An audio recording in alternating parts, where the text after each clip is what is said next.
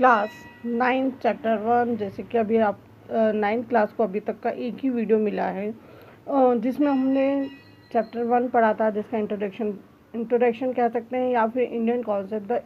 अभी सिर्फ अपन ने कॉन्सेप्ट ही देखा था कि पर्यावरण की अवधारणा क्या है। अब अपन सेकेंड पॉइंट देखते हैं, नेचुरल एंड क्लाइमेट इन्वायरमेंट। जैसे कि मैंने पहले आप लोगों को बताया था कि पर्यावरण वो चीज़ होती है जिससे हम हमारे आसपास के चारों तरफ का जो वातावरण रहता है उसको हम पर्यावरण बोलते हैं।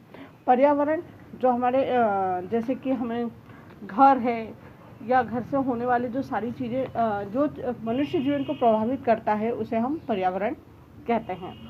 पर्यावरण दो प्रकार से होता है, प्राकृतिक पर्यावरण और सामाजिक पर्यावरण।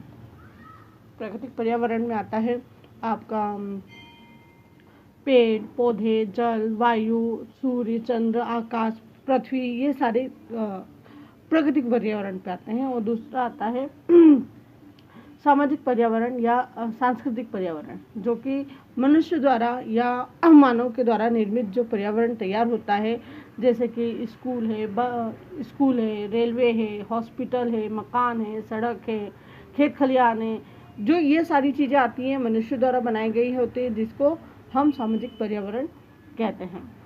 पर्यावरण दो प्रकार के होते हैं, जैविक और अजैविक। जैविक पर्यावरण वो होता है जिसमें जीव यापन होता है या सजीव चीज़ों को पर्यावरण के रूप में हम जानते हैं, और अजैविक जो कि जिसमें जीव संभव नहीं है या अजैविक में हम जैसे कि मैंने अभी आपको बताया था, मकान, सड़क, खेत खलिहान, ये सारे अजैविक पर्यावरण हैं। जो ये सारी चीज़ों में मनुष्य सब दोनों चीज़ों से इफेक्टेड होता है।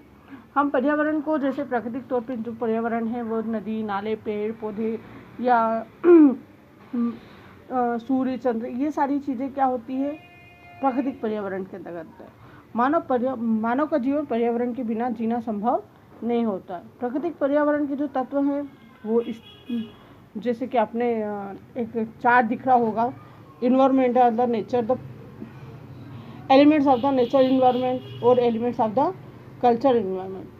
तो नेचर इन्वायरमेंट में उसकी स्थिति यानी फिजिकली फीचर्स, आपके climate, drainage system, vegetation, soil, water, living organism and mineral resource, जो आपकी स्थिति, संरचना, जलवायु, धरातल, वनस्पति, मिट्टी, जीव जंतु, खनिज संपदा या मिनरल रिसोर्स को जिसको हम खनिज संपदा के रूप में जानते हैं या संसाधन के रूप में जानते हैं, ये सारे प्राकृतिक पर्यावरण है या प्राकृतिक पर्यावरण के तत्व हैं जिसको एलिमेंट्स के रूप में हम जानते हैं। और सांस्कृतिक एलिमेंट्स या कल्चरल एलिमेंट्स होते हैं, जैसे कि हमें भोजन भी कपड़ा, रहना, उद्योग धंधे, कल्चर, धार्मिक कल्चरल प्रोग्राम, सांस्कृतिक प्रोग्राम, और जैसे यातायात, तकनीकी, कला, टेक्नोलॉजी, ये सारी चीज़ें हमें मनुष्य द्वारा प्राप्त होती हैं। ये सारी चीज़ें मनुष्य या मानव द्वारा मैनमेड, जिसको कह सकते हैं, कल्चर प्राप्त होते हैं।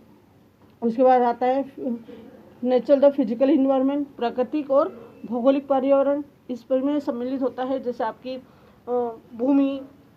भूमि की बनावट कैसी होती है, भूमि की संरचना कैसी होती है, इसकी चट्टानें कैसी होती है, जलवायु कैसी होती है, एटमॉस्फेयर, वहाँ के जैसे जीव जंतु कैसे होते हैं, जैसे क्लाइमेट होता है, जैसी जलवायु होती है, वहाँ के जीव जंतु, पेड़ पौधे या वनस्पति भी उसी प्रकार की होती है। जैसे कि हमने देखने को मिलता है, अगर हम ठंडे प्रदेशों में जाएंगे तो देखने को मिलता है, जैसे लद्दाख वगैरह हम जाते हैं तो हमें वहाँ पर याक देखने को मिलता है। राजस्थान जैसे शुष्क प्रदेशों में जाते हैं तो हमें ऊँट मिलते हैं क्योंकि वो रेगिस्तानी इलाका है।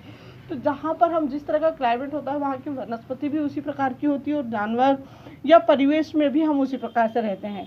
नेचुरल क्लाइमेट के आधार पर ही मनुष्य का पूरा जीवन यापन निर्भर होता है। मनुष्य उसी प्रकार से अपना जीवन यापन करता है। जैसे अगर ठंडे प्रदेशों में मनुष्य रहता है तो उसके पास पहनने के लिए गर्म कपड़े अधिक होते हैं, खाने के लिए भी गर्म चीज़ों का ज़्यादा उपयोग करता है। और गर्म प्रदेश अगर राजस्थान तरफ या गुजरात तरफ हम जाते हैं तो वहाँ के लोग सूती वस्त्र पहनना ज़्यादा पसंद करते हैं, ढीले ढाले वस्त्र पहनना पसंद करते हैं, क्योंकि वहाँ पे गर्म मौसम होता है और हम वहाँ पे ठंडा खाना। इस तरह से प्रकृति को हम इन्वायरमेंट के आधार पर ही हम अपना जीवन यापन करते हैं। अब ये आपकी बुक टू बुक के वर्ड नहीं समझा रही हूँ, क्योंकि यहाँ पर बुक टू बुक चलूँगी तो मैं अब बहुत टाइम हो जाएगा। और जैसे कि नेचुरल क्लाइमेट या फिजिकली इन्वायरमेंट पढ़ा अपन ने, दूसरा आता है सांस्कृतिक और सामाजिक, कल्चर एंड सोशल। जैसे जहाँ पे जैसे मैंने आपको पहले पॉइंट में बताया कि जब जैसे हम जिस जगह रहते हैं उसी के अनुसार हम अपने आप को ढाल लेते हैं। तो मनुष्य या प्रकृति जो पर्यावरण है एक दूसरे के पूरक है या एक दूसरे में ही सम्मिलित है, क्योंकि पर्यावरण के बिना जीना मनुष्य का संभव नहीं है और पर्यावरण को नियंत्रित करना भी मनुष्य के हाथ में होता है। तो ये दोनों एक दूसरे पर आधारित होते हैं या एक दूसरे के संचालित करते हैं। तो सामाजिक गतिविधियाँ जैसे कृषि, उद्योग धंधे या रीति रिवाज, ये जो सारे हमें धार्मिक जितने भी सामाजिक या कल्चरल प्रोग्राम हम देखे जाएँ तो हमारे क्लाइमेट से या इन्वायरमेंट से जुड़े हुए हैं। आज हम 30 त्योहारों को देखते हैं। मनुष्य जितने भी 30 त्योहार मनाता है वनों से या प्रकृति पे ही निर्भर होता है। जैसे भारत में बैसाखी का त्यौहार है, लोहड़ी है, संक्रांति है, तो ये सारी चीज़ें हमें प्रकृति पे ही निर्भर रहते हैं। जैसे नई नई फसलें आती है फागुन मास या बैसाख में, जब नई फसलें आती है तो हम बैसाखी मनाते हैं। संक्रांति पे हम पतंग उड़ाते हैं, या दिवाली पूजन पे हम जो नई फसलें चावल और गन्ने की आती है तो हम दिवाली मनाते हैं। तो ये सारे कल्चर जो प्रोग्राम होते हैं हम सब ये पर्यावरणों पर निर्भर करते हैं।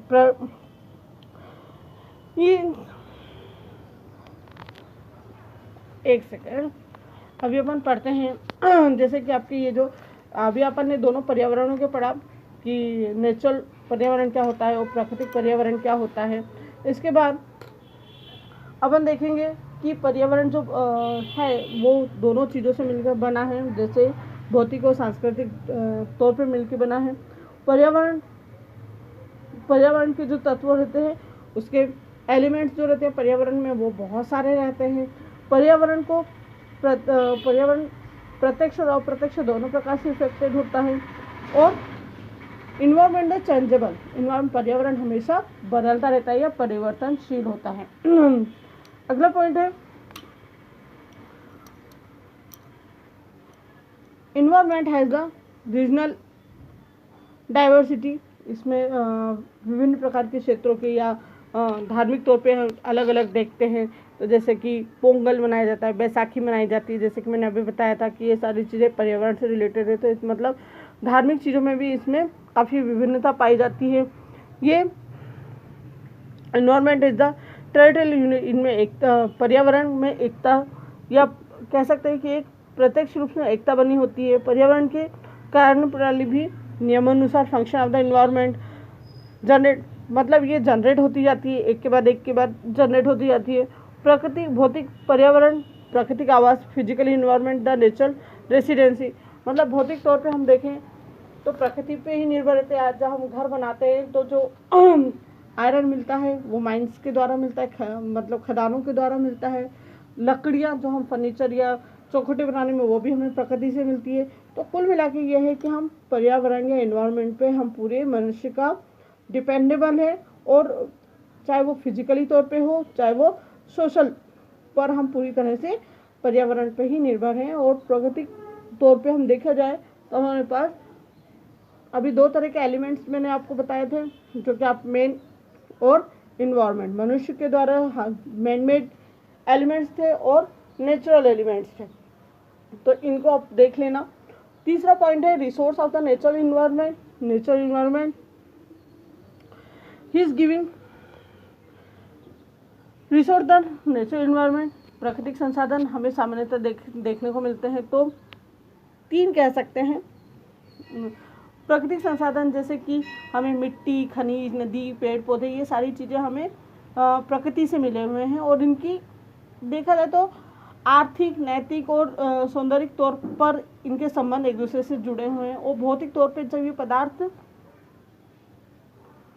का उपयोग करते हैं तो ये पदार्थ मूल्यवान हो जाते हैं और उसे हम संसाधन के रूप में कहते हैं। या जो साधन का हम उपयोग करते हैं और उपयोग करने के बाद जो उसकी कीमत होती है तो वो संसाधन के रूप में होती है। अब होते हैं टाइप ऑफ द रिसोर्स। कितने प्रकार के संसाधन हैं? तो 3 प्रकार के संसाधन हैं, नेचुरल रिसोर्स, ह्यूमन रिसोर्स और man made resource. Natural resource जो कि आप लोगों को तो पता ही होगा, नेचुरल रिसोर्स दो प्रकार के होते हैं, रिन्यूएबल और नॉन रिन्यूएबल, जैविक और अजैविक। जैविक में आता है आपका रिन्यूएबल सोर्स जो कि बार बार बनता रहता है, एयर है, एग्रीकल्चर है, वाटर है, फॉरेस्ट है, ये रिन्यूएबल सोर्स है। ये इनको हम दोबारा प्राप्त कर सकते हैं या इनको बना सकते हैं। क्यों? क्योंकि हम पेड़ पौधे अधिक लगाएंगे तो हमें वायु अच्छी मिलेगी। एग्रीकल्चर, पानी और जंगल, ये सारी चीज़ें renewable resource. Non renewable resource, non renewable source में ऐसी चीज़ें जो हमें दोबारा प्राप्त नहीं हो सकती या जो एक बार ख़त्म हो जाती है तो सिर्फ ख़त्म हो जाती है या जिनको बनने में बहुत समय लगता है।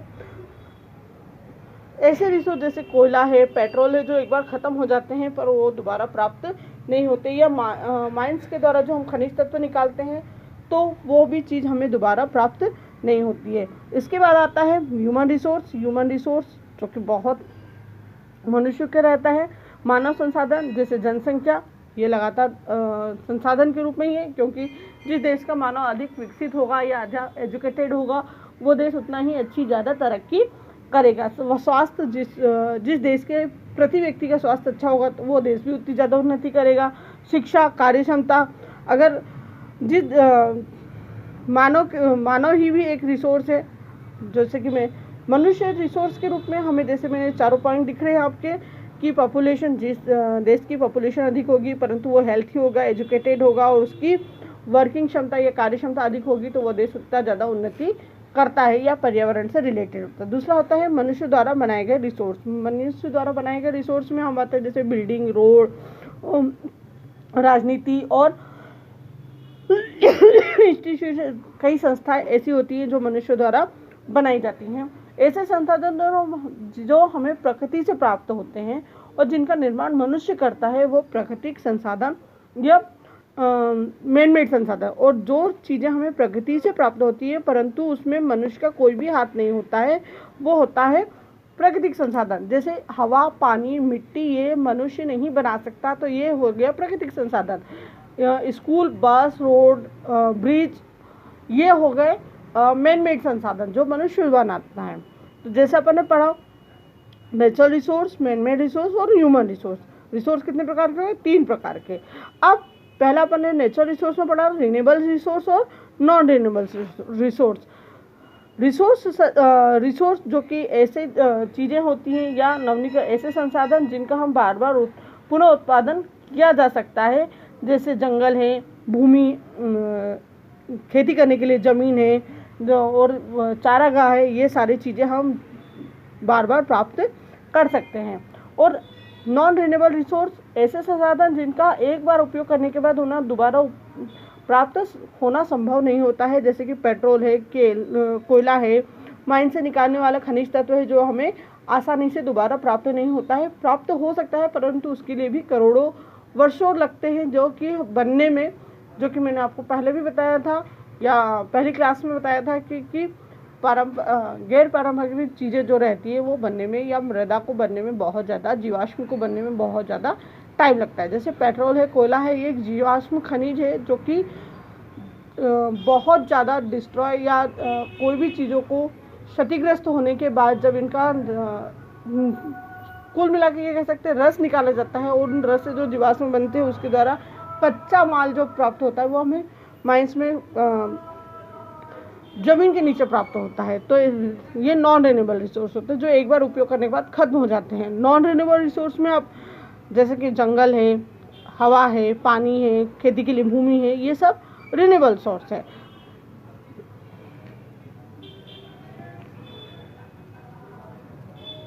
अब अगला टॉपिक है ह्यूमन रिसोर्स जो कि अपन अगले वीडियो में पढ़ेंगे।